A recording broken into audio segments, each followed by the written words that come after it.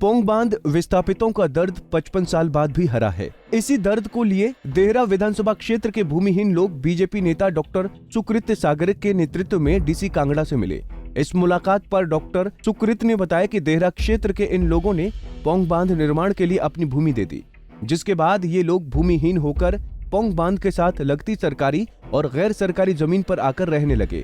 समय के साथ सरकार की तरफ से किए गए बदलावों से ऐसी भूमि जिस पर ये लोग रह रहे थे वो या तो जंगलात के नाम हो गई या किन्हीं कारणों से आज तक इन लोगों के नाम नहीं हो पाई, जिसके परिणाम स्वरूप ये लोग आज तक भूमिहीन हैं। उन्होंने कहा कि इन लोगों के नाम अपनी जमीन न होने से ये लोग ज्यादातर सरकारी योजनाओं का लाभ नहीं ले पाते। डॉक्टर सुकृत ने बताया कि इन लोगों को भूमि आवंटन के लिए जो केस नीचे से अधिकारियों ने बनाकर भेजे हैं वो ज्यादातर जंगलात भूमि है, लिहाजा इस भूमि की दुरुस्ती के लिए भी डीसी कांगड़ा से बात की। उन्होंने कहा कि अगर इस जमीन की दुरुस्ती हो जाती है तो ये भूमि पोंग बांध विस्थापितों को आवंटित हो सकती है। और क्या कहना है सुकृत सागर का, सुनिए। देखिए, आज ये पोंग बांध विस्थापित हम लोग उपायुक्त महोदय से मिलने आए हैं।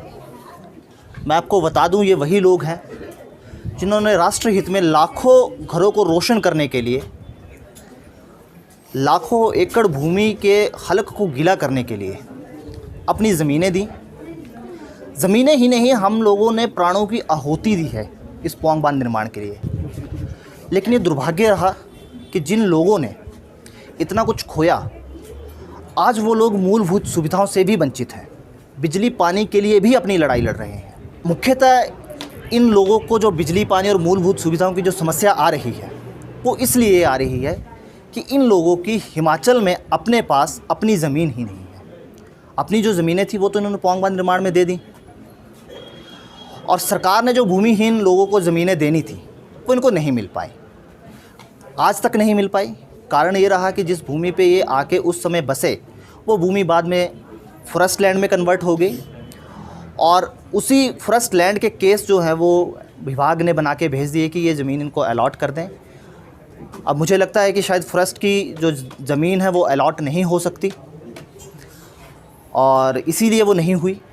आज उपायुक्त महोदय से बात करेंगे कि अगर फॉरेस्ट की भूमि आप अलॉट कर सकते हैं तो आप करें, नहीं कर सकते हैं तो आप बताएं, कोई दूसरी भूमि ढूंढें, कोई दूसरी भूमि इन लोगों को अलॉट करें।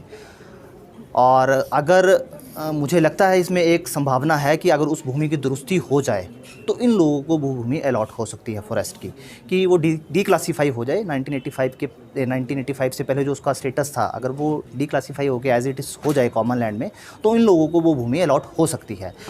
आप सर, मूलभूत सुविधाएं इनको तभी मिल पाएंगी जब इनकी ये मांग पूरी होगी। देखिए, ये तो मुझे लगता है वो चुने हुए प्रतिनिधि ही बता पाएंगे कि उनकी, शायद इसमें हाँ एक मुझे समझ आती है कि राजनीति में वोटों की संख्या देखी जाती है, शायद इन लोगों की संख्या कम होगी। दर्द नहीं देखा जा रहा है, इन लोगों का जो दर्द है वो तो बहुत बड़ा है, लेकिन संख्या मुझे लगता है इन लोगों की कम है, इसीलिए राजनीतिक लोगों का इन पे ध्यान नहीं जाता। पंजाब केसरी टीवी के लिए धर्मशाला से निर्भजीत निपी की रिपोर्ट। हमसे जुड़े रहने के लिए हमारे YouTube चैनल को सब्सक्राइब करें और नई वीडियो की नोटिफिकेशन के लिए बेल आइकॉन को दबाएं। अगर आप ये वीडियो Facebook पर देख रहे हैं तो लाइक जरूर करें और ज्यादा से ज्यादा शेयर करें। इसी तरह के और भी अपडेट्स के लिए फॉलो करें हमारा Instagram पेज himachal.kesri।